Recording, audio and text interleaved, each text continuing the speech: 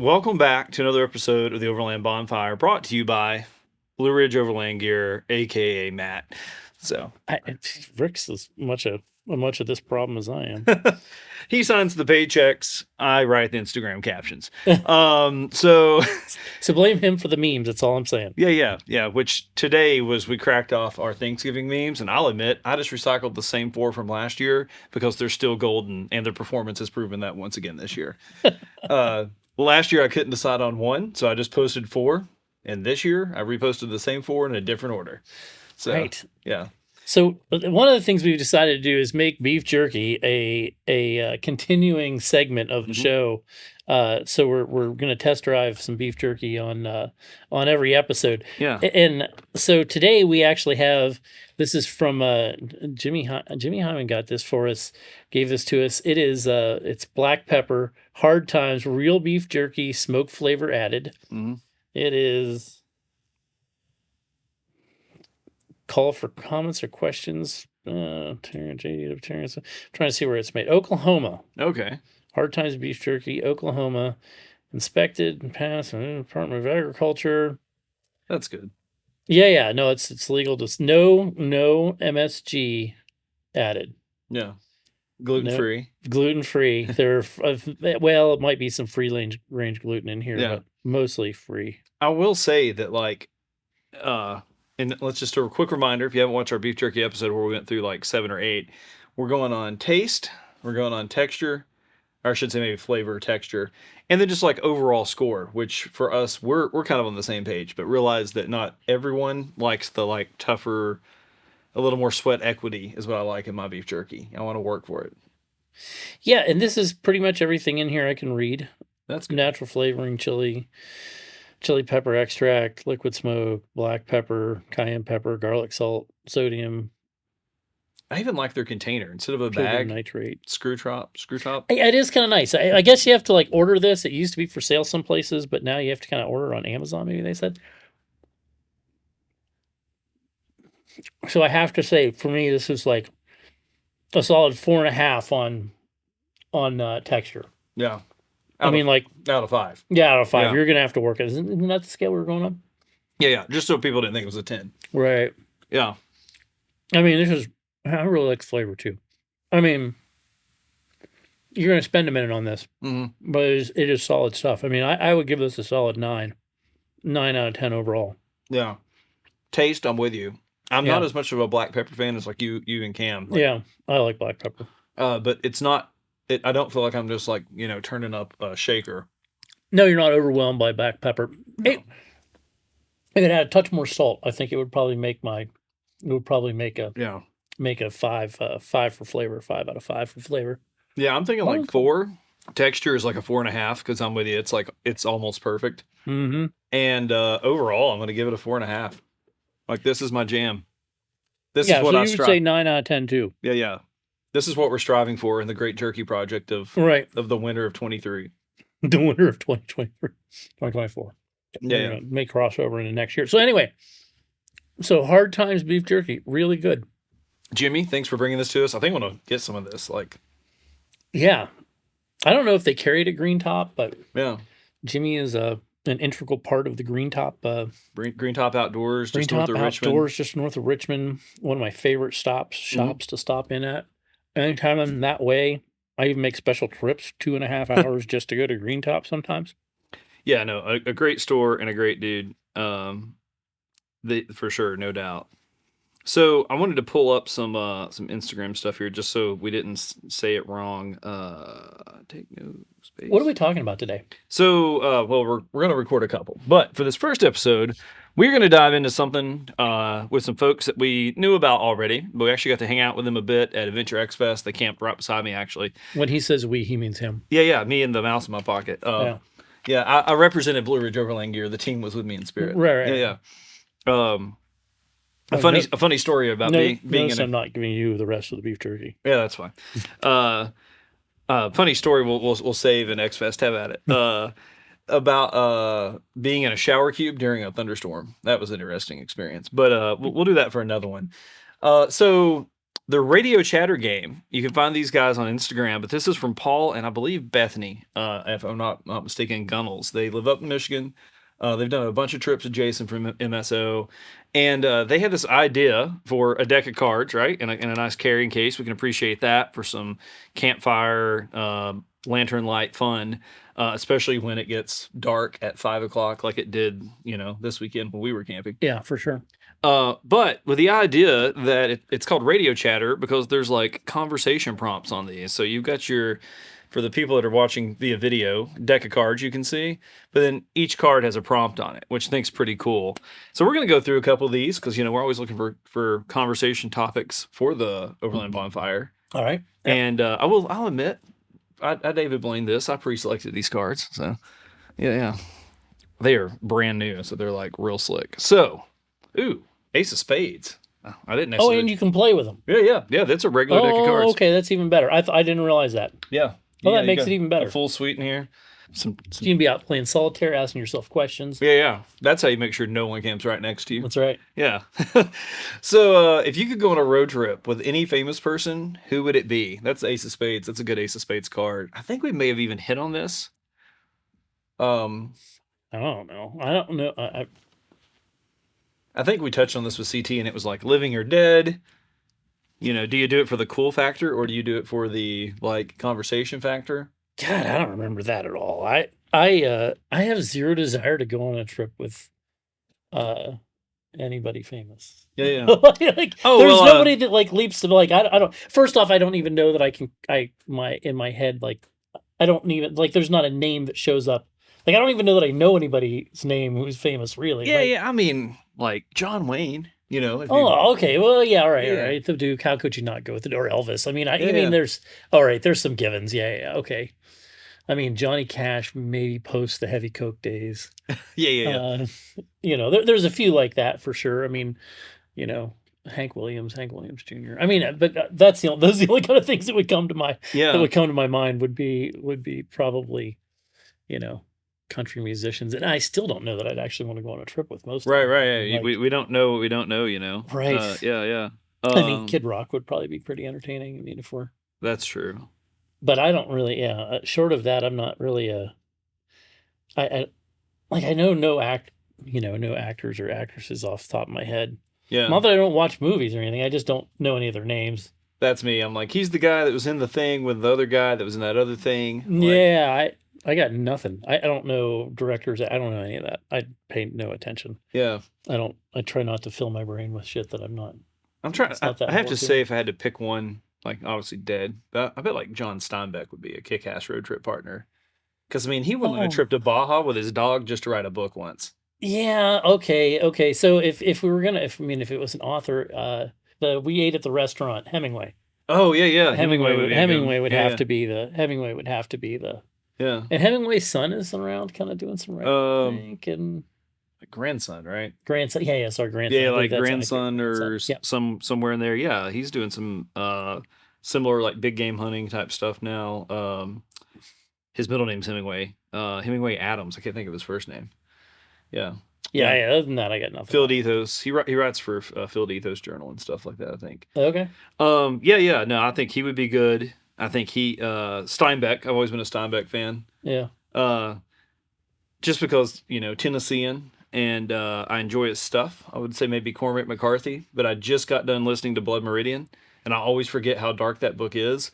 So maybe a weekend trip. I don't know if I'd want to drive across the country.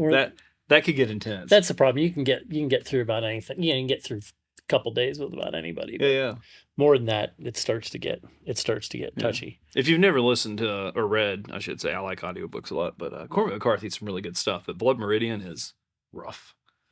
I got nothing on it. It's the wild, wild west as it was. Oh, really? Yeah. I might like that. And then we were just talking about a book. I don't know. I think if I had to, pull some serious seat time with somebody just based on what I've seen that's alive, Steve Ranella. I enjoy most of the podcast. Meat Eater guy. Oh yeah, absolutely. That would be entertaining. Yeah. He's got a new book coming out. See if you help me with that. I can get there from that and the dude who does the Bear Grease one. Yeah. Who's in his crew? Oh gosh.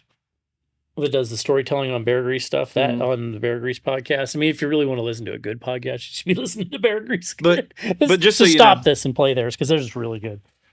they just got done though with like a multi-part series on plot hounds, so like Yeah. it is I've been some listening to that. hyper Yep. specific knowledge. It like, is. They did a big thing on the Mississippi River. I Yeah. really enjoyed that. Like I listened to that. I forget I was going someplace and I listened to like all three episodes straight Yeah. on the Mississippi River, like 4 hours of it or something. It was, I have historic knowledge of the Mississippi River. But I mean, like I could, you could go back Daniel Boone and Davy Crockett. And, So- and there's, Yeah, good segue. That's Uh, actually what Renella's book is about, the whitetail fur trade. Yeah. And with that era, like Yeah. the frontier, when the frontier was... he did a bunch of Davy Crockett stuff. He did Yeah. a bunch of things on Davy Crockett, so I guess there are some dead famous people, or Yeah. dead famous to me people that I could get behind.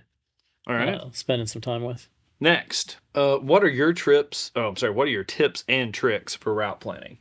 I don't have any. I mean, my biggest tip is find somebody who likes to plan routes and Yeah. and point out some good locations that you want to make sure you hit that you know about. Yeah. No, I mean, so for us when we traveled as a family more, the kids are getting a little older, so it's a little less of that than it used to be. But we based everything sort of on 500 miles a day. Because that was a reasonable amount of time. And then normally we'd wake up someplace. We try to drive to someplace interesting in that 500 miles that we could do something the next morning for say half a day and then kick off another 450, 500 miles. Yeah. And that's the biggest thing. So we'd sort of, as we were heading someplace, whatever if it's a 2-day drive or a 3-day drive or a 4-day drive, like I said, we just break it up into 400 to 500 miles a day at a whack, and then once we kind of got to where we're going, then it would be mapped out more. Yeah. And I think being realistic is that's like what the underlying part of that tip is, like, kind of knowing what you can handle, and that's different. Well, for and everybody. I hate what you're gonna hate yourself for, like, because you can grind out 6 or 7 pretty easy, but man, you need to really Yeah. really not enjoy that. Or for me, I don't enjoy that. But like I said, we kind of get someplace cool, take some time, set up, eat, and then have something to do in the morning. We spend a few hours before we get in the truck. I guess I don't look at it as miles, but hours. And kind of, now this would be like pounding pavement, not off road. But for me, it's like probably, 7, 8, 9, like depending on the driving. It doesn't even matter what time of day. I can get up first thing in the morning and knock that out. I can, like we did when we went to Missouri, leave at dinner and knock that out. But after that, I just get in this like, I used to be able to do like, Yeah, I 15. I used to do a lot of really long drives, but I don't do that much anymore. But I like I said, breaking up to get to a region. If we were going to Maine, we would kind of crank 2 days out, and then we would take our time for the next 8 or 10 days or whatever, and kind of bum around. And we know you want to make it to Acadia. We know we want to catch the North Woods, or we want to catch Rockland, or we've got 5 or 6 places along the way we want. Maybe we've mapped out a few campgrounds and we're going to wing it for the rest of them. And that's easier to wing probably out west. Here you got to be a little more in vicinity. Yeah. In the vicinity of, we know there's camping around here, so we're going to bum around here and then we'll pick up a spot. Yeah, and I think sometimes, on that note, we've done this, you and I have done this. Like, just because you're in the East doesn't mean there's like always a camping opportunity close. Like, we've had to hunt down some. Right. Yeah. For me, I do enjoy the route building side, and I like having some tools in my toolbox. Like, I use Onyx a lot. There's a site that's through USGS that allows you to look at like historic topo maps from different layers. Avenza Maps is another good online one.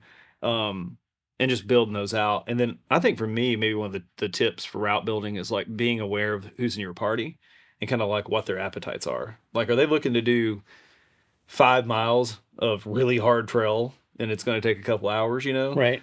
Or are they looking for gravel, or are they looking for, hey, so let's do some gravel. Let's maybe hit one little short, trail.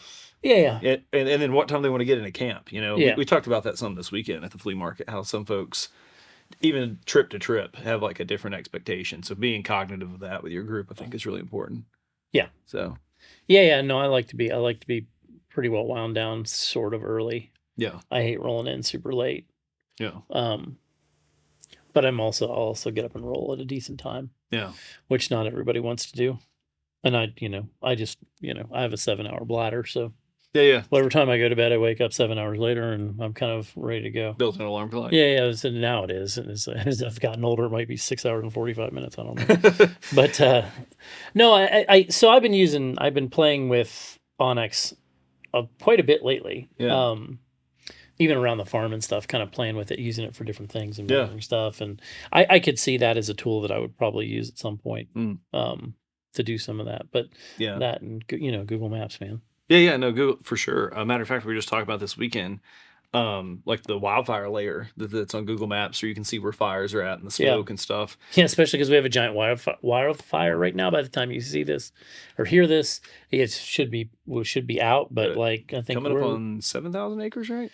No, they were over 7,000 yesterday. Oh, crap. Okay. I think they're sort of in the 10,000 range at the moment. Yeah. And they backburned a bunch, and they cut in a fire line and backburned a bunch. So and we're knock on wood, supposed to have rain Tuesday. Like tomorrow, 1.5 inches is right. And we have had like no rain since that'll be more rain than we've had since July. 3 months, 4 months. Yeah. I mean, July was our last decent rain because we mowed some hay in July, and we're planning on pulling a second cut this month, but it doesn't look particularly good for third cut this month. Third cut this month, but it doesn't look particularly good.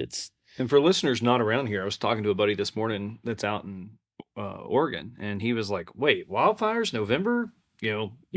East of the right. Blue Ridge?" This is normally a wet time of year for us. And I was like, yeah, man, but the problem is every tropical storm where it's like it's going to rain for 3 days, it rained for about 15 minutes instead. Like if that, yeah. Like these little like normally sprinkles. we get really nice storms come out of Florida where it beats Florida up and it sort of rolls up here pretty easy, and it's pretty well tailored off, and we get a couple days of decent rain. Yeah. In the fall is a really normal thing for us, and we just got none of it this year.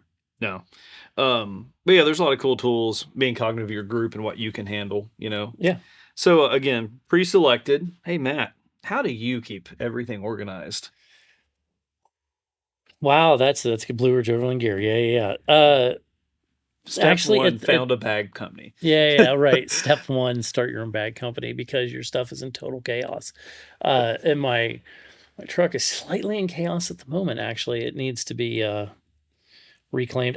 So the interesting thing is my truck can be in total chaos and the major pieces are not. Right. Which I think is I think becomes important because like I said, like currently if you get into my truck, like you probably have to shovel the seat off or something. I don't know. I got whatever stuff in there.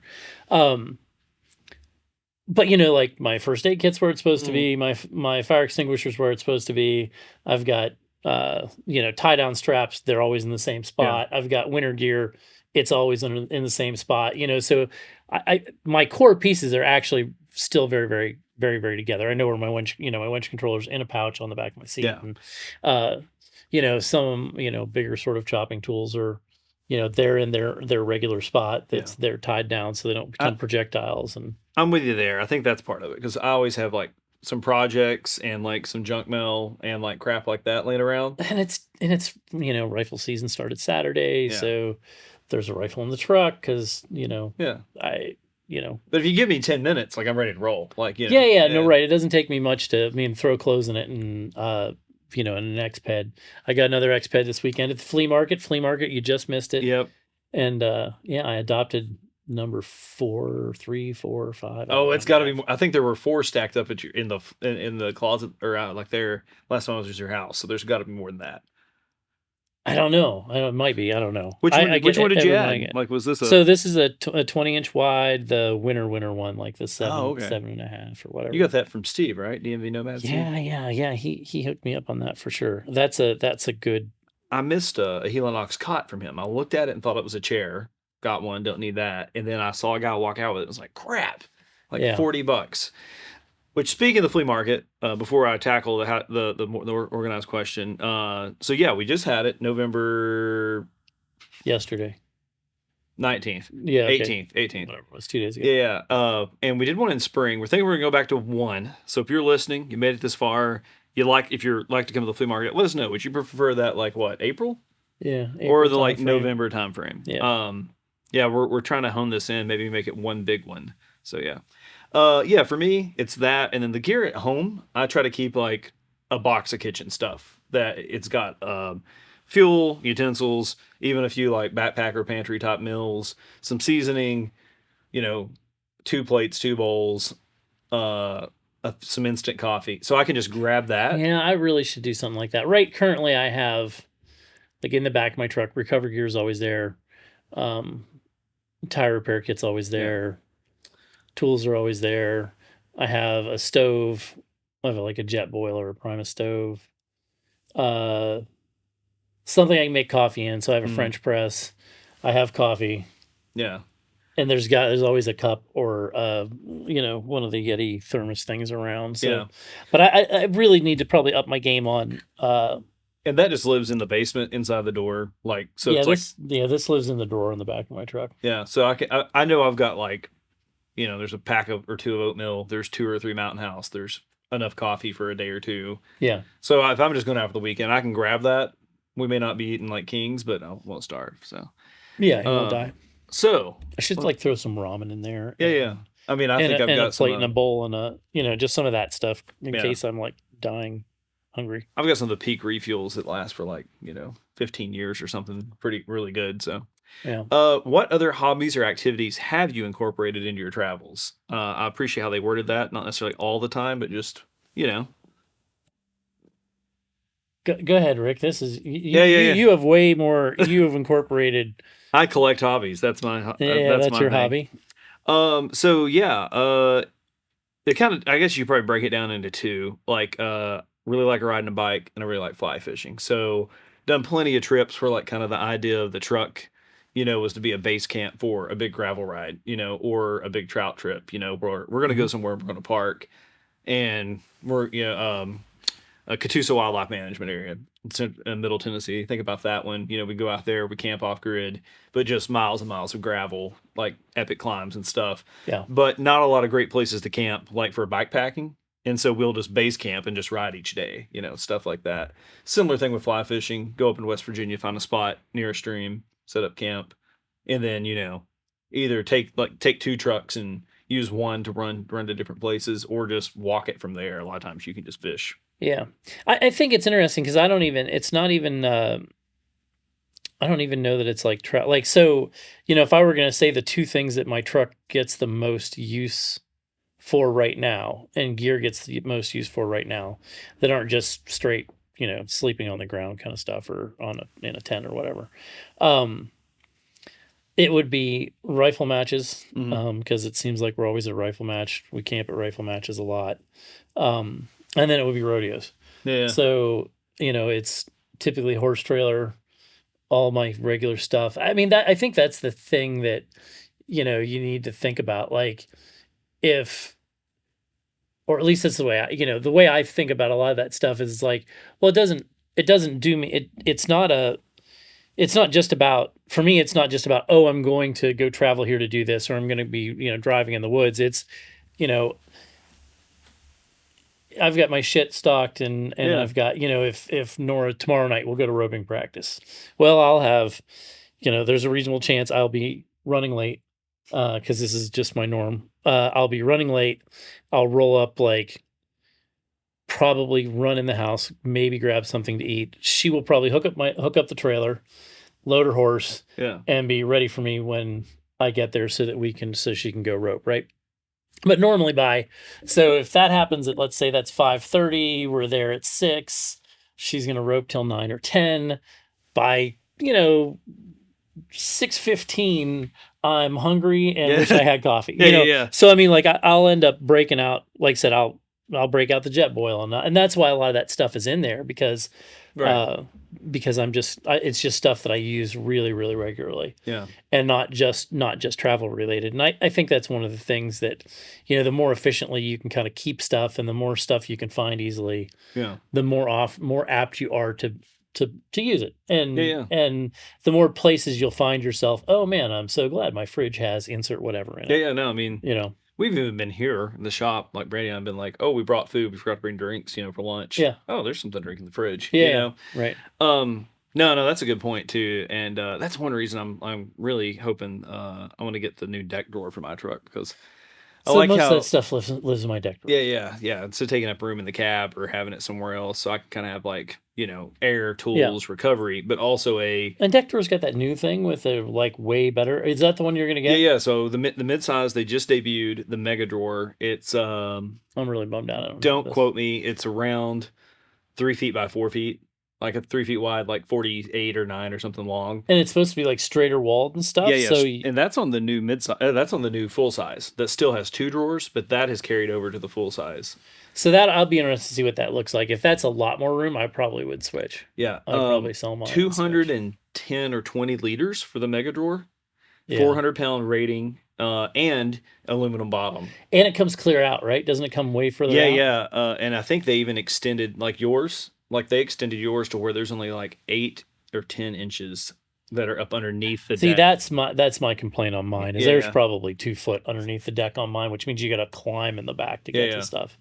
Oh, And even that, it's hard to reach when it's over the tailgate and everything mm. else. So I'll be excited to see how that works. And then another thing, they still have the ammo can, whatever they call them, where you can Yeah, get one from yeah. the top, but the backs are open now, so you can just slide stuff up in there. I saw it and was like, boom, camp chairs, just like leave them in there, Yeah.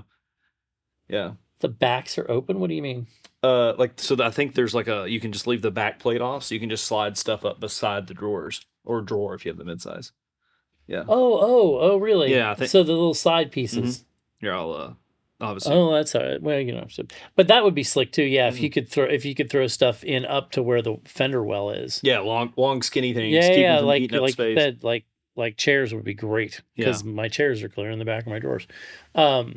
Okay, yeah, Yeah. that's exciting. So, I figure we'll do one more. Was that actually a question in this thing? Organizing gear. Oh, Yeah, okay, yeah. good. And then Yeah, how you, that's where we and then started. I think we actually other activities, but yeah. Hey, how do you stay cool in the summer and warm in the winter? I chose this one because Brandy and I were just at Georgia Bushcraft where we experienced 27 degrees the first morning, and it was like 79 when we packed up on Sunday. And I tell you how you pack a bunch of clothes and a really good sleeping bag, and then you sweat while you're breaking down. I think the answer is just good gear, especially for like nighttime. We don't diesel heater. We're not that bougie, so we got good sleeping bags. I will say so on the cool side in the summer. I like the fans, the DeWalt and the Milwaukee Oh fans yeah, and that run stuff. the. I think I actually have one of each at this point, Mm, but um, I'm a DeWalt guy by just so those of you who wondered if I lost my mind and switched. yeah, I did not. I'm still most of my stuff is yellow, but I do have a red fan. yeah. I think Uline was giving away fans for something, and I got a Milwaukee fan. Anyway, moral of that story is that is really handy. Like it'll go 6-7 hours on a low setting, which makes a big difference if Right. it's really Just hot out. especially when that humidity where it's the air moving is what you're missing. Yeah. Yeah. That's made a huge difference. So from there, it's just good bag. For at night, it's a good bag. I can get through most things with a Yeah. decent sleeping bag, and I can get through, 50 down to probably, I don't know, below 30, which is, And kind of the same for hot. If you're one of those like we've got some of those Cedar Summit like Cool Breeze, whatever they call them, sleeping bag liners. It's like a Cool Max fabric. yeah, And people are like, oh, it's better to have nothing on you. No, like actually, I swear that thing like pulls the sweat off of you or something, Yeah. and then evaporates. We used them in Belize, like in hostels and like bunkhouses and stuff, where I mean it was just stifling. But you would get in that thing and like after a second be like, oh gosh, yeah, like it's actually like pulling some of that like just grossness. Yeah, I think there's something to be said for some of that. I end up like, even I'll wear the long sleeve, like kind of Cool Max shirts and Yeah. stuff. In the summer when it's bad, but that and probably too many layers in the winter is my only other. Yeah. But yeah, I'm a big fan of sleep socks. Like a good pair of wool socks, because I don't know, my feet, I feel like they could sweat in freezing temperatures if I'm out moving around. Getting those off when I get in the sleeping bag. So, and like good merino base layers. Yeah.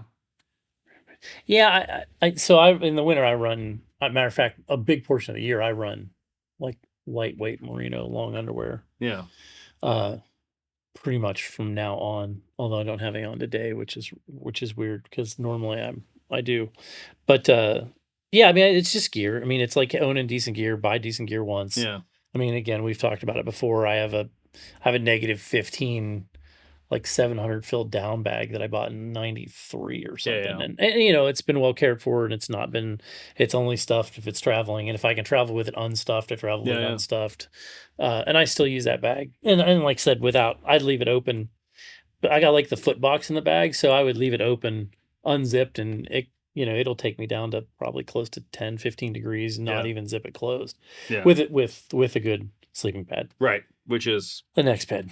Yeah. Even in your tent, like, even in a rooftop tent with a mattress, like throwing something with a higher R value underneath can make a huge difference. 100%. I mean, I like in the grand scheme of things, like that foam does not get it done. When I don't know cold. what the R value is, but I bet it's not great. And well, that's anybody. As soon as you compress it's done. So as soon as it's smushed, there's no more R value. So you've got to have loft to separate yourself and trap the hot air and all that. We've even just run when I had the wedge camper, the Thermarest ridge rests that are the foil, like the newer silver ones underneath. Yeah. And that makes a big difference. Yeah. Yeah. I think any of that makes a difference for sure. We ran through some pre-selected cards, Matt, but let's just cut the deck and we'll just see. We'll do one more in here. He's been over here shuffling for a long time, so I don't know that this isn't pre-selected too, but let's see what happens. All right. Oh, what is your favorite road trip music? I know you've got an opinion on that one. I don't. So my favorite road trip music is probably a podcast, or a book. What's the dude with all the trucker songs that we listen to going to Missouri? About counting light poles and like. C.W. McCall would be. I get into this one. Like I like C.W. McCall, and I'll listen to. Even with some of the old Red Sovine stuff and shit like that. I like a lot of that stuff, but I get tired of all of it. But C.W. McCall is like growing up. That was I lived on. Yeah. I probably wore that record out. Like not kidding, probably wore that record out when I was a kid. Because Convoy and CJ5 and 4-wheel drive and Wolf Creek Pass are like the greatest songs maybe ever written. Yeah. We made a few laps to those on our last big road trip. Yeah. They tell a story for sure. I do like songs that tell a story. That is one of my things. I like a lot of Johnny Horton stuff. Yeah. I like that. I like, Nitty Gritty Dirt Band, all kinds of stuff as far as that goes. Yeah, for me, like I've got some stuff that I've had forever, like since I was a kid, but like more like newer stuff, some Tyler Childers, Core Blund. Yeah. You listen to a lot of Core Blund, is that his name? Blund? I think that's him. But I'm kind of glad I did not pre-select this card, but I was telling some folks we listened to a little bit of it at the flea market this weekend. Just randomly, thanks Instagram, suggested this artist called Steven Wilson Jr. Yeah, that was pretty good. He had a new album that just came out. It is makes me think of like, I don't know, Matt, what do you think? Late 70s, early 80s country, but yes, kind of a little more rock. Like a little bit. Yeah. No, Core Blund is one I've been listening to a lot. I like Tom T. Hall. Cheese Core Blund's on here a bunch of times. Apparently, I've been really into him recently. There's some Jerry Jeff Walker on here. Coulter Walls. Yep, Coulter, yep. Yep, Tom T. Hall, Core Blund. I don't know who that. Oh, Turnpike Troubadours. Yep. I can get into them on occasion. Trying to think. Dead South. Yeah, Dead South. I like some Jason Isbell. There's a little Tyler Childers. Whiskey Myers is on here. Dead South, Core Blund. I had a buddy tell me recently we were at a trip at a cabin, a fishing lodge, and had just kind of listened to music, playing cards. He was like, all your songs sound like they make really good road trip songs. I was like, well, if it's not, like, why do you even listen to it? Right. Daryl Scott. Let's see here. Some Alan Jackson. Robbins. Jason Isbell. Oh, Sturgill Simpson. I have a little bit of Sturgill Simpson on here. Not much, but a little bit. Oh, Band of Horses. Okay, yeah. Oh, there's one Don Henley song on there. You got to throw some like John Prine. A little bit of Steel Drivers on here, not too much. There's one of those in there. What's the other one that's really good from just up north here? Oliver Anthony? No. I mean, he's interesting for sure. He's from like just up the road. Yeah, but he would be east of here. North, it is. They play Husson Dalton guitars.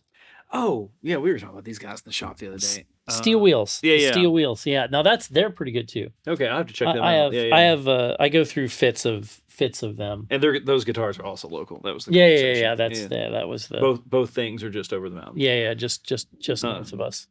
Yeah, check out that Stephen Wilson Jr.'s album. It just came out. I appreciated two things. One, Marshall Tucker. It was 22 tracks, which is something you don't see a lot anymore. Guy Clark. I can listen to a lot of Guy Oh, Clark yeah. and never really get tired of it. Well, hey, I'm still trying to figure out what music I listen to. Or the names of the people that sing it. That's my problem. and Matt says he listens to podcasts. I'm in that same vein. Drive-by truckers. Especially if I'm by myself, it's probably a podcast or an audiobook. Yeah, almost always. Yeah. Almost all the time. There's something like that. I mean, once in a while I take a break, but Yeah. not very often. I'm normally listening to a book or a podcast or Yeah. like I said, I'm kind of going back to my previous statement. Like, I've just got done with Cormac McCarthy's Blood Meridian. Like, Yeah. you don't listen to that with anybody else in the car, especially if they were coming in on like hour 15. Yeah. I like That's how you lose friends. I'm gonna have to look that up because this is like you've got me intrigued now. Yeah.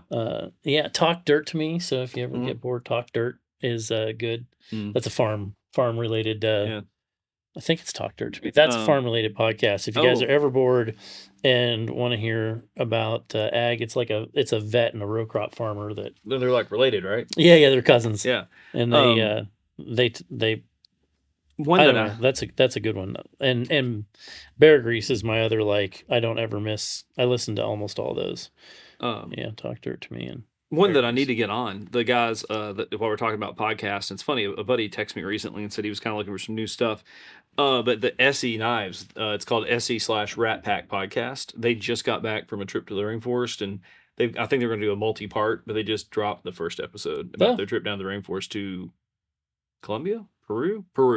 Yeah, that'd be neat. Yeah, so they a couple of the trainers, some students went down there and did a trip, and so they have a good podcast. A lot of like either like trip reports, or they talk about like a lot of the search and rescue stuff they do, or even like new products, stuff like that. It's kind of varied. I like that, where a podcast is like kind of like Meat Eater, so a little bit different. Yeah, you're getting something different. And the thing I like about again, I don't listen to maybe the Meat Eater one necessarily, but the Bear Grease one is a lot of like history and storytelling and which we looked it up that day. They have like 9, right? Like there's like 9 different podcasts on the Meat Eater network or whatever. Yeah. So we may go ahead and call this one. We got another one in the pipeline for you. Actually, it'll probably debut first. So right now we're talking in future presence tense. I don't know. But anyway, we appreciate you staying this long. Yeah. You're committed. We really do. If you get bored, you want to rate us, we'd really appreciate that. It's apparently ratings do something. Yeah. Other than to keep us sitting here, because that doesn't seem to change whether we do whether you rate it or not. But it's kind of cool if you rate it, because then more people would hear our ramblings. And if you're on YouTube, drop the answers to some of your questions in there. Check out the Radio Chatter folks, the game, and let us know about the flea market if you're in the area and interested. Or shoot, let's not say in the area, because let's throw it out there. Mike from Revolution Overland drove like what 7 hours 7 hours and hung out with us all weekend. So if you're just interested, maybe we should say April, November, which one tickles your fancy more? Yeah, he did a bunch of stuff down here. He ran a bunch of trails and spent some time in town, and then came out to the shop and So, well, hey, we always appreciate it, and we'll catch you next time. Goodbye.